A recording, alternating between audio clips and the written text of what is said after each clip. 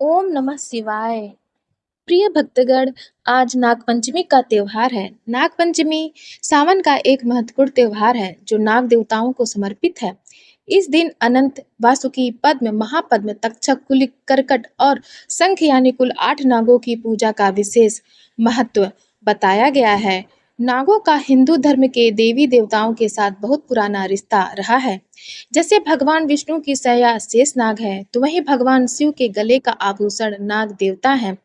जिस कारण से नाग देवताओं को सनातन धर्म में पूजनीय माना जाता है और नाग पंचमी के दिन उनकी विशेष रूप से पूजा होती है। इस साल नाग पंचमी का त्योहार 29 जुलाई को मनाया जा रहा है।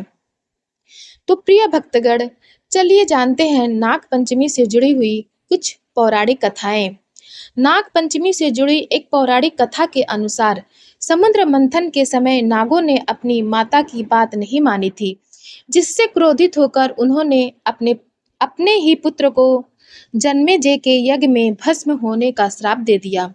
माता का ऐसा श्राप पाकर सभी नाग घबरा गए और वो ब्रह्मा जी की शरण में पहुंचे। तब ब्रह्मा जी ने कहा कि अब नाग वंश में महात्मा जरत्कारु के पुत्र आस्तिक मुनि ही तुम्हारी रक्षा करेंगे। कहते हैं ब्रह्मा जी ने इस उपाय को पंचमी तिथि के दिन ही बताया था। प्रिय भक्तगण, नाग पंचमी का त्योहार हमारी परंपरा और संस्कृति से जुड़ा है। नागों के साथ जहाँ तमाम रहस्य जुड़े हैं, वहीं ये जीवन की रक्षा करने वाले भी माने जाते हैं। नाग पंचमी पर विधिवत पूजन करने से इन देवता की कृपा मिलती है। साथ ही व्रत कथा पढ़ने का भी विधान है। नाग पंचमी सनातन धर्म का एक विशेष त्योहार है, जिसे हर कोई बेहद श्रद्धा और आस्था के साथ मनाता है। ये पर्व नाग देवता को समर्पित होता है। इस साल नाग पंचमी 29 जुलाई को मनाई जा रही है। इस दिन शुभ मुहूर्त में नागों की पूजा करने से विशेष फल की प्राप्ति होती है। तब चलिए सुनते हैं नाग पंचमी से जुड़ी हुई कुछ पौराणिक कथाएं। चलिए आरंभ करते हैं। प्राचीन काल में एक सेठ जी थे, जिनके 7 पुत्र थे और सातों के विवाह हो चुके थे। सबसे छोटे पुत्र की पत्नी श्रेष्ठ चरित्र की और सुशील थी, परंतु उसके भाई नहीं था। एक दिन उस घर की बड़ी बहू ने घर लीपने के लिए पीली मिट्टी लाने के लिए सभी बहुओं को साथ चलने को कहा। तो सभी एक साथ डलिया और खुरपी लेकर मिट्टी खोदने के लिए निकल पड़ी। जब बहुएं मिट्टी खोद रही थीं, तभी वहां एक सर्प निकला, जिसे बड़ी बहू खुरपी से मारने लगी। यह देखकर छोटी बहू ने उसे रोका और कहा, इसे मत मारो, यह बेचारा निरपराध है। यह सुनकर बड़ी बहू ने उसे नहीं मारा। तब वो सांप एक ओर जा बैठा। तब छोटी बहू ने उससे कहा, मैं अभी लौट कर आती हूँ, तुम यहाँ से जाना मत। इतना कहकर वह सबके साथ मिट्टी लेकर घर चली गई और काम काज में फंसकर सबसे जो वादा किया था वह उसे भूल गई।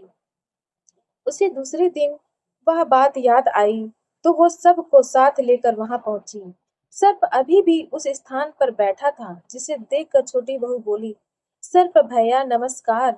सर्प ने कहा, तू भैया कह चुकी है, इसलिए तुझे छोड़ देता हूँ, नहीं तो झूठी बात कहने के कारण मैं तुझे अब तक डस लेता। वह बोली, भैया मुझसे भूल हो गई, उसकी क्षमा मांगती हूँ। तब सर्प बोला, अच्छा, तू आज से मेरी बहन है और मैं तेरा भाई। तुझसे मुझसे जो मांगना है मांग ले। वह बोली, मेरा कोई भैया नहीं है, अच्छा हुआ तुम मेरे भाई बन गए। कुछ दिन व्यतीत होने पर वह सांप मनुष्य का रूप रखकर उसके घर आया और बोला कि मेरी बहन को भेज दो। सबने कहा, इसका तो कोई भाई नहीं है, फिर तुम कौन हो? तो वह बोला, मैं दूर के रिश्ते में इसका भाई हूँ, बचपन में ही बाहर चला गया था। उसके विश्वास दिलाने पर परिवार के लोगों ने छोटी को उसके साथ भेज दिया। उसने मार्ग में बताया कि मैं वही सर्प हूँ, इसलिए तू डरना मत और जहाँ चलने में कठिनाई हो वहां मेरी पूंछ पकड़ लेना। छोटी बहू ने वैसा ही किया और इस प्रकार वह उसके घर पहुंच गई। सर्प के घर के धन ऐश्वर्य को देखकर वह चकित हो गई। इस तरह से वो उसके घर में रहने लगी। एक दिन सर्प की माता ने उससे कहा, मैं एक काम से बाहर जा रही हूँ, तू अपने भाई को ठंडा दूध पिला देना। उसे इस बात का ध्यान नहीं रहा और उसने सांप को गर्म दूध पिला दिया, जिससे उसका मुख जल गया। यह देखकर सर्प की माता को गुस्सा आ गया, परंतु सर्प के समझाने पर वह चुप हो गई। तब सर्प ने कहा कि बहन को अब उसके घर भेजना चाहिए। तब सर्प और उसके पिता ने उसे बहुत सा सोना, चांदी, जवाहरात, वस्त्र, आभूषण देकर घर पहुंचा दिया। इतना ढेर सारा धन देखकर बड़ी बहू उससे जलने लगी और कहने लगी कि तेरा भाई तो बड़ा धनवान है, तुझे तो उससे और भी धन लाना चाहिए।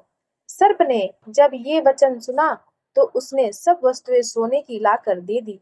यह देखकर बड़ी बहू ने कहा, इन वस्तुओं को झाड़ू भी सोने की ही होनी चाहिए। तब सर्प ने झाड़ू भी सोने की लाकर दी। सर्प ने छोटी बहू को हीरा मणियों का एक अद्भुत हार दिया, जिसकी प्रशंसा उस राज्य की रानी ने भी सुनी, और वो राजा से बोली कि सेठ की छोटी बहू का हार मुझे चाहिए। राजा ने मंत्री को हुक्म दिया कि उससे वह हार तुरंत ही ले आओ। मंत्री ने सेठ जी से जाकर कहा कि महारानी जी छोटी बहू का हार पहनेंगी, वह हमें दे दो। सेठ जी ने डर के कारण छोटी बहू से हार लेकर उन्हें दे दिया।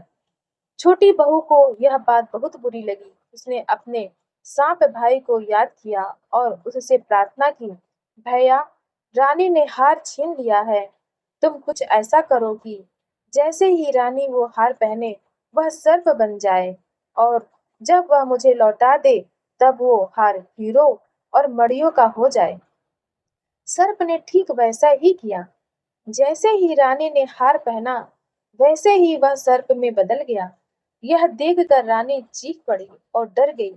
यह देखकर राजा ने सेठ के पास खबर भेजी कि छोटी बहू को तुरंत भेजो। सेठ जी स्वयं छोटी बहू को लेकर राजा के दरबार में उपस्थित हुए। राजा ने छोटी बहू से पूछा, तूने क्या जादू किया है?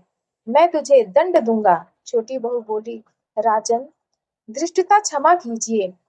ये हार ही ऐसा है कि मेरे गले में हीरो और मड़ियों का रहता है। अगर कोई इसे और पहनता है तो ये उसके गले में सर्प बन जाता है। यह सुनकर राजा ने वह सर्प बना हार उसे देकर कहा, अभी पहन कर दिखाओ। छोटी बहू ने जैसे ही उसे पहना, वैसे ही हीरो मड़ियों का हो गया।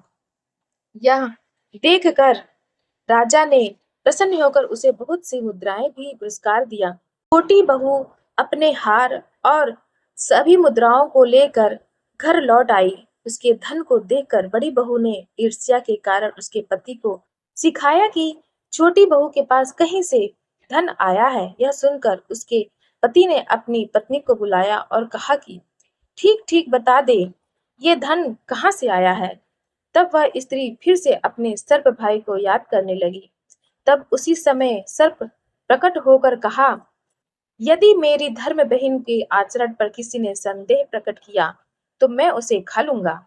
यह सुनकर छोटी बहू का पति बहुत प्रसन्न हुआ और उसने सर्प देवता का सत्कार किया। कहते हैं उसी दिन से नाग पंचमी का त्योहार मनाया जाता है और स्त्रियां सांप को भाई मानकर उसकी पूजा करने लगी। चलिए सुनते हैं नाग पंचमी की एक अन्य पौराणिक कथा। नाग पंचमी की पौराणिक कथा के अनुसार पांडवों के अर्जुन के पौत्र और राजा परीक्षित के पुत्र जन्मेजय ने नागों से बदला लेने और उनके वंश के विनाश के लिए एक यज्ञ किया। वह नागों से अपने पिता राजा परीक्षित की मृत्यु तक्षक नामक सांप के काटने की वजह होने का बदला लेना चाहता था। उनके इस यज्ञ को ऋषि जरत्कारु के पुत्र आस्तिक मुनि ने रोका था और नागों की रक्षा की थी। यह तिथि सावन की पंचमी मानी जाती है। सांपों को शीतलता देने के लिए उन्होंने उनके शरीर पर दूध की धार डाली थी। तब नागों ने आस्तिक मुनि से कहा कि पंचमी को जो भी उनकी पूजा करेगा उसे कभी भी नागदंश का भय नहीं रहेगा। तभी से श्रावण मास की शुक्ल पक्ष की पंचमी तिथि को नाग पंचमी मनाई जाती है।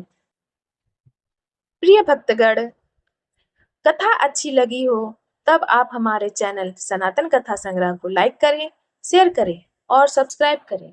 धन्यवाद।